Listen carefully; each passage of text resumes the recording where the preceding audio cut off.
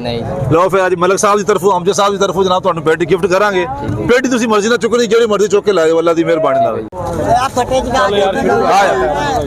अस्सलाम वालेकुम रहमतुल्लाह बरकात। दोस्तों 14 अगस्त 1947 जी, हाँ जी 14 अगस्त 14/8/2025 जी जनाब बूरेवाला की सब्ज मंडी मलिक मोहम्मद अमजद साहब के कोल जनाब 9 नंबर के सामने खड़े हैं जनाब।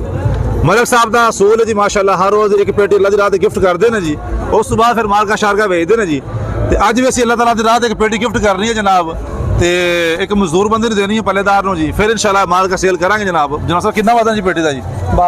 12 किलो वजन जी माशाल्लाह जी। ए पेटी पहले एक 12 किलो की गिफ्ट करांगे जी, फिर अल्लाह की मेहरबानी नाल जनाब। आओ जी जनाब इधर सुनाओ की हाल चाल है? खैरियत है? सिर ठीक है?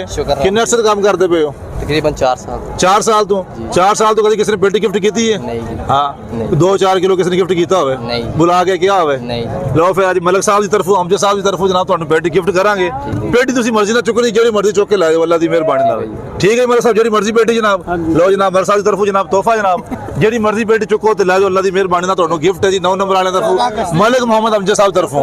कारी मोहम्मद रिजवान नू याद रखना है 0331 970 1466 पेटी ला लो जेड़ी मर्जी चुको जी। सामने सामने चुको है लेनी है, चलो चुको जी माशाल्लाह जी। 10-12 किलो की मेरे साथ कितना वजन है जी? 12 किलो की पेटी अल्लाह की मेहरबानी नाल। 9 नंबर ते मलिक मोहम्मद अमजद साहब और इन्हां दे जनाब अहले बरादर सारे इन्हां दे वाला साहब वास्ते खुसूसी दुआ जनाब, अल्लाह पाक इन्हां नूं सलामत रखे और इस नजरिए नूं शादोबाद रखे जनाब माशाल्लाह। जिवें कोशिश करते ने